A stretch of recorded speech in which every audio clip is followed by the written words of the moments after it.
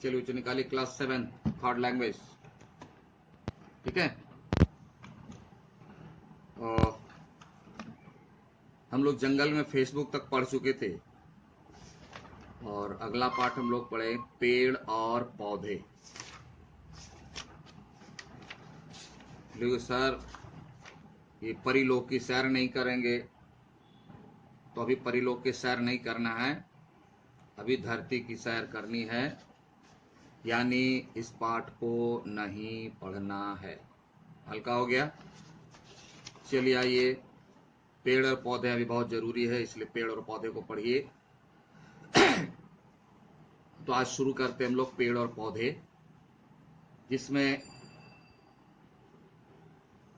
दो बातें को छोड़ करके एक बातें आपको हम बताएं, थोड़ी चर्चा करें कि इस जीवन में, यानी हम लोगों के जीवन में, मनुष्य के जीवन में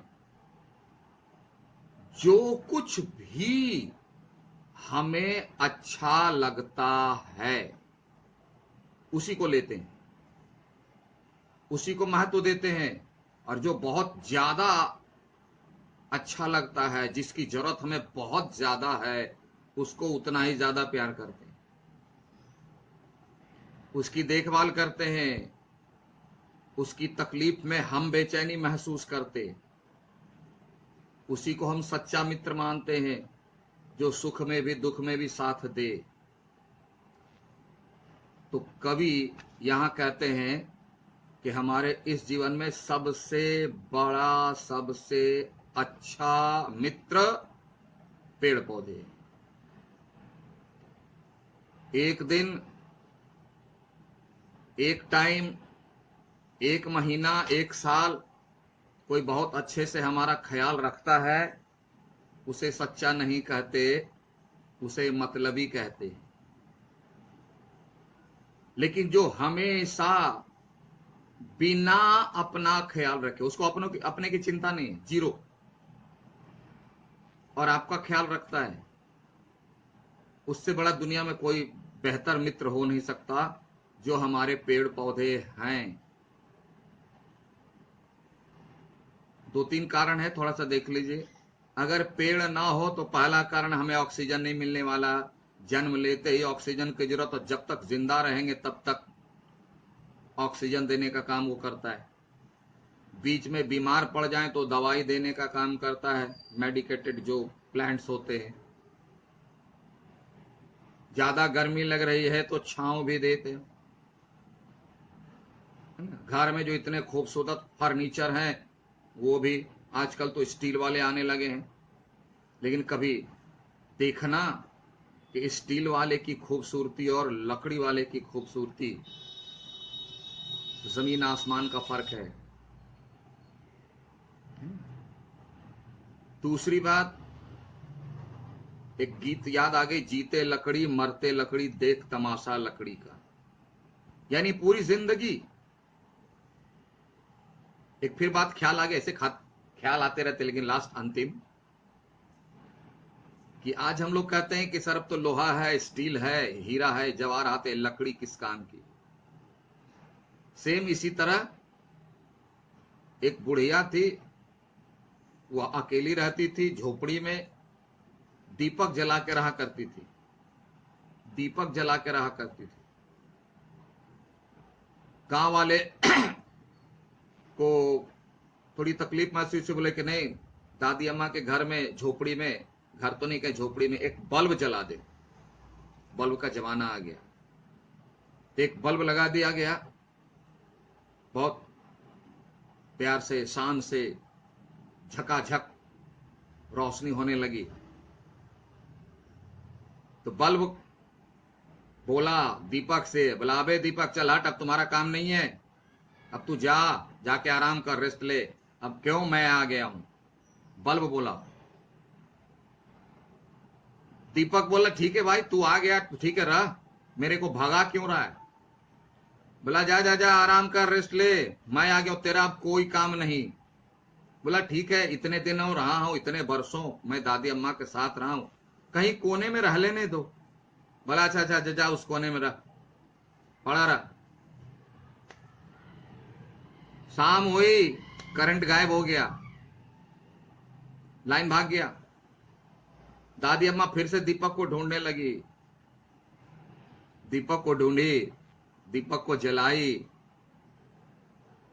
तब दीपक बोला बल्ब को, बल्ब तू तो बड़ा भाषण दे रहा था कि तेरा कोई काम नहीं, देख मुसीबत में ही काम आया। बोला क्या रोशनी देता है, टिमटिमाते ठीक से तो दिखाई नहीं पड़ता। बोला छोड़ो, काम तो आ गया। इसी बीच फिर रोशनी आई, बल्ब, इलेक्ट्रिसिटी आ गई। बल्ब बोला देख तू कैसा जला था, मैं कैसा जला हूं। अरे मैं सारी दुनिया को चलाता हूं, बड़ी बड़ी फैक्ट्रियां मुझसे चलती है, तो क्या मुझसे बातें करेगा। ज्यादा लंबी कहानी हो जाएगी, एक शॉर्ट में बता रहा हूं। दीपक बोला कि बल्ब तू इतना तो सारा काम करता है, पूरी दुनिया को तू ही चलाता है, बड़ी बड़ी फैक्ट्रियां, फ्रिज, क्या क्या चलाता है, लेकिन एक बात याद रख, जो मैं कर सकता हूं वो तू कभी नहीं कर सकता। बोला क्या बात करते हो। बोला हाँ, मैं जो कर सकता हूं तुम कभी नहीं कर सकते। अगर है हिम्मत तो मैं एक दीपक से अनंत दीपक जला सकता हूं। अगर तुझमें हिम्मत है तो एक बल्ब से एक बल्ब भी जला के दिखा दे, एक भी जला के दिखा दे। बल्ब चुप हो गया। दीपक कहा, फिर से सुनिए, कि वह एक दीपक से अरबों खरबों अनंत दीपक जला सकता है, लेकिन बल्ब अपने से एक बल्ब नहीं जला सकता। यह है खासियत प्राकृतिक चीजों की, पुरानी चीजों की। तो यहां भी वही बातें कही गई कि पेड़ पौधे जो कर सकते हैं हमारे लिए, वो दूसरा कोई नहीं कर सकता। इसलिए कवि कहते हैं कि पेड़ और पौधे मित्र हमारे। मेरा बात चले तो इसमें एक जोड़ दूं, परम। पेड़ और पौधे परम मित्र हमारे, सर्वश्रेष्ठ मित्र हमारे, सर्वश्रेष्ठ।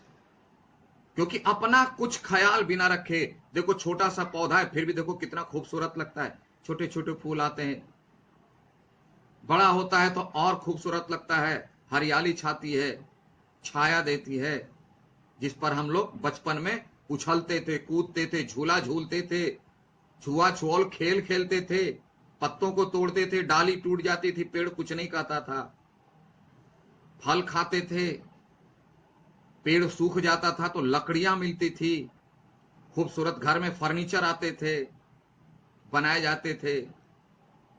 मैंने अपने छुटपन में देखा, मेरी मां बना देती लकड़ी खरीद खरीद करके। पेड़ सूख भी जाए, पत्ता झड़ भी जाए तो उस पत्तों को गरीब जो लोग हैं पत्तों को चुना करते थे और उससे रोटियां बनाया करते थे। चूल्हा,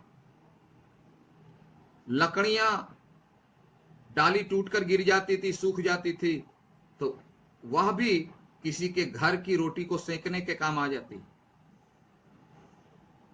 तो ऑक्सीजन तो छोड़ दो, बीमार पड़ जाए, औषधि गुण। तो जिस पेड़ पौधे में इतने गुण हैं, जो अपने लिए बिना सोचे हमारे लिए सब कुछ करता है, मरते दम तक करता है, उससे प्रेम क्यों नहीं करते, उसकी रक्षा क्यों नहीं करते। आप लोग भी रास्ते चलते पेड़ के कान खींच लेते हो, मतलब उसके पत्ते तोड़ लेते हो, है ना। आपके कान को खींच के पॉकेट में रख लिया जाए तो कैसा लगे। तो कभी कहते नहीं, पेड़ और पौधे मित्र हमारे, इसके इनके जैसा कोई मित्र नहीं है। सदा करते हो, कर सदा, हमेशा, हमेशा, यानी जन्म से लेकर के मृत्यु तक। और इसी मित्र को हम लोग भूल गए, ना उसकी देखभाल करते हैं, ना उसकी रक्षा करते हैं, ना उसकी सुरक्षा करते हैं, और रास्ते चलते मौका मिलता है तो उसके कान पकड़ के खींच लेते हैं, डाल तोड़ देते, पत्ते तोड़ देते। ये ना हो तो, अगर ये ना हो पेड़ पौधे तो क्या होगा, धरती का पल भर में होगा संहार, द एंड। और मेरा कहना, द एंड कहां से होगा, स्टार्ट होगा तब ना। पेड़ पौधे रहेंगे तो जी भी स्टार्ट नहीं होगा, जी ही नहीं पाएगा, जन्म भी नहीं ले पाएगा। सांस कहां से ले? तो कवि इस कविता के माध्यम से हमें याद दिलाते हैं। देखते तो सब कुछ है, पढ़ते भी हैं, जानते हैं, समझते हैं, करते नहीं है। याद दिलाते हैं कि हमारे पास जो भी वनस्पतियां हैं, पेड़ पौधे हैं, वो हमारे परम मित्र हैं, जो आपको हमको कभी धोखा दे ही नहीं सकता। हम लोग उसे कितनी ही हानि पहुंचा दें, लेकिन वह हमारी हानि कभी नहीं पहुंचाता है। और ऐसे ही परम मित्र को भूल गए हम लोग, भूल गए। तो इस कविता के माध्यम से कवि हमें याद दिलाता है, उसे भूलिए मत, उसे याद रखिए, उसकी रक्षा कीजिए, उसकी सुरक्षा कीजिए। और अगर अति आवश्यक पड़े, अति आवश्यक कि उसके बिना अब काम नहीं चल सकता, जीवन और मृत्यु की बात आ जाती है, तो पौधा कहता है कि मैं बलिदान देने के लिए तैयार हूं, मुझे काट दो, लेकिन 2-4 लगा भी दो जहां जरूरत है। कभी किसी से शिकायत नहीं करता। इसलिए पेड़ पौधे इतने महत्वपूर्ण हैं। और आजकल देखिए, इसीलिए सरकार भी, हम लोग करते हैं ना, प्लांटेशन, वृक्षारोपण का कार्यक्रम करते हैं। हाईवे है या कोई भी सड़क, उसके दोनों ओर जो है हरे भरे पौधे लगाते हैं। क्यों? ये जो 4 व्हीलर्स है ना, ये ट्रांसपोर्ट वाली सब, ये सारी धुआं छोड़ के हवा को प्रदूषित कर देती, तो उसके दोनों तरफ पेड़ लगाए जाते हैं, बड़े बड़े हरे भरे, इसलिए कि अगर पैदल चलने वाले हैं तो छाया भी मिले, और अगर ट्रांसपोर्ट में चलने वाले हैं तो अगला ट्रांसपोर्ट जो धुआं छोड़ करके जो प्रदूषित कर दिया है, उसको भी रिलीव करे। तो कहने का अर्थ कि पेड़ पौधे हमारे बहुत परम मित्र हैं। उसकी उपयोगिता, उसके महत्व को कवि ने इस कविता में समझाया है, जिसमें हम लोगों ने पहला अनुच्छेद देखा कि अगर पेड़ पौधे न हो तो पृथ्वी, जीव का अस्तित्व समाप्त हो जाएगा। इसलिए ऐसे महत्वपूर्ण परम सर्वश्रेष्ठ मित्र की अवहेलना न करें, उसका तिरस्कार न करें, उससे प्यार करें, उससे प्रेम करें, उसको महत्व दें, उसकी रक्षा करें, उसकी सुरक्षा करें, ताकि हमारा भी जीवन चले और उसका भी जीना सफल हो। ठीक है? तो आज पहला अनुच्छेद, दूसरा अगले क्लास में पढ़ते हैं हम लोग। Okay, thank you, have a nice day.